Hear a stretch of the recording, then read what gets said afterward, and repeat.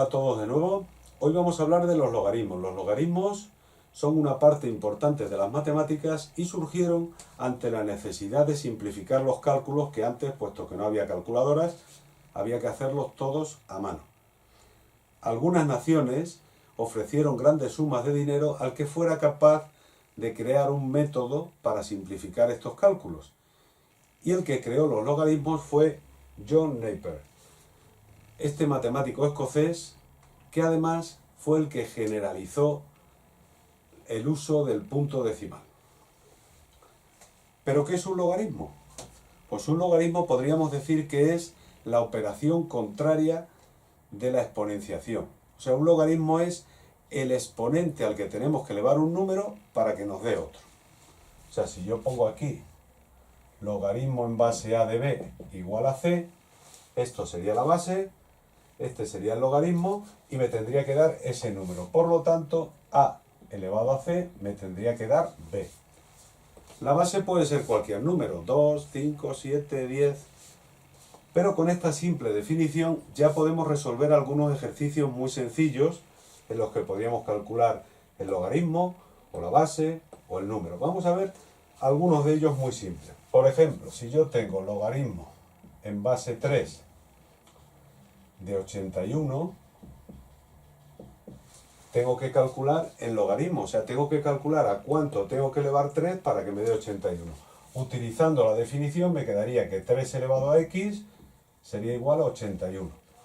Descomponemos el 81 en factores primos y me quedaría que 3 elevado a x es igual a 3 elevado a 4. En esta igualdad, si las bases son iguales, los exponentes tienen que ser iguales y por tanto este logaritmo que buscamos sería 4. X valdría 4. Pero también podemos buscar la base o podemos buscar el número. En fin, vamos a buscar la base en otro ejemplo.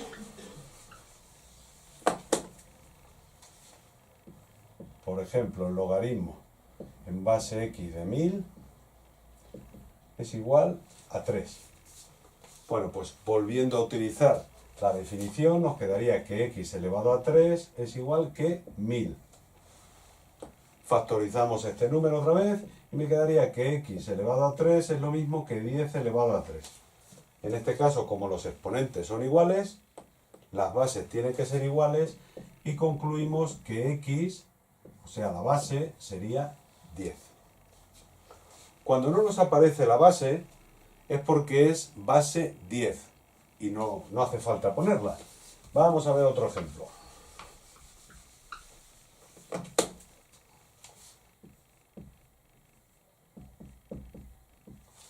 Si aquí no me aparece la base, yo ya sé que es base 10. Y entonces diría que 10 elevado a 2 sería igual a x.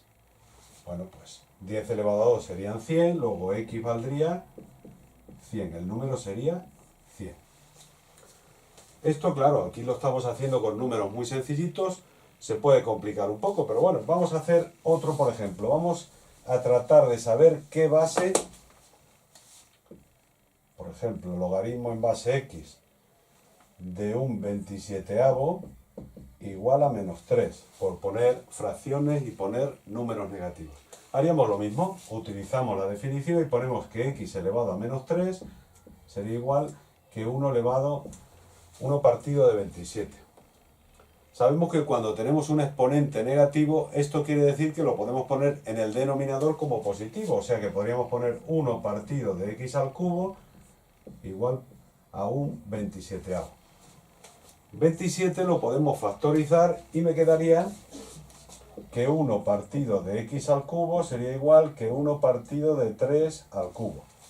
Y de esta forma, al ser esta igualdad cierta, los numeradores son iguales, los denominadores tienen que ser iguales. Y como en los denominadores las bases son iguales, los exponentes tienen que ser iguales. Por lo tanto, x valdría 3. Bueno, veis que de esta forma tan sencilla se pueden hacer los logaritmos. Hay unos logaritmos especiales que son los que la base, en vez de ser 2, 3, 4, es el número e. El número e, que es un número también muy curioso, es un número irracional, tenéis aquí abajo, y ese número sería la base de unos logaritmos que llamamos neperianos en honor a John Napier. Estos logaritmos neperianos los escribiríamos como ln.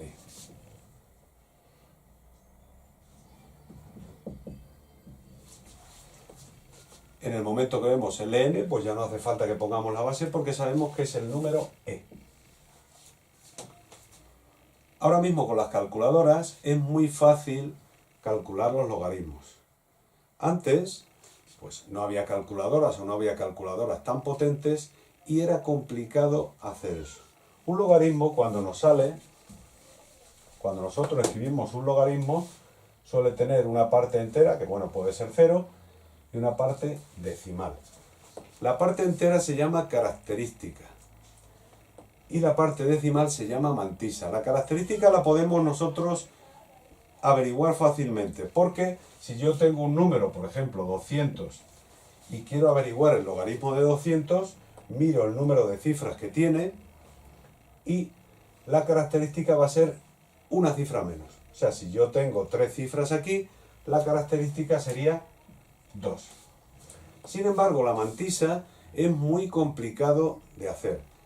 Y entonces, gente como yo, cuando íbamos al instituto y no teníamos calculadoras potentes, calculadoras científicas, teníamos que ir cargando con un libro que era el libro de las tablas de logaritmos. Aquí tenemos, por ejemplo, las tablas de logaritmos que yo usaba y aquí lo que nos vienen son las mantisas de estos números que había que andar buscando. En este caso, buscaríamos, como estos son ceros, buscaríamos el 2 y veríamos que el 2 me daría 30, 10, 30. De esa manera teníamos que andar buscando el logaritmo. Lo que sí es cierto también y que tenemos que saber es que los logaritmos los podemos hacer de cualquier número menos de 0. O sea, no existen los logaritmos de 0 ni logaritmos de números negativos. Así que tenerlo muy en cuenta. Bueno, pues ahora con las calculadoras ya veis es facilísimo, pero aprenderos esa definición porque nos puede servir para resolver problemas muy sencillitos. Bueno, con esto ya sabemos qué son los logaritmos, cómo se crearon, quién los creó. Y en próximos vídeos pues seguiremos utilizando propiedades de logaritmos y complicaremos un poquillo más la cosa. Así que hasta pronto.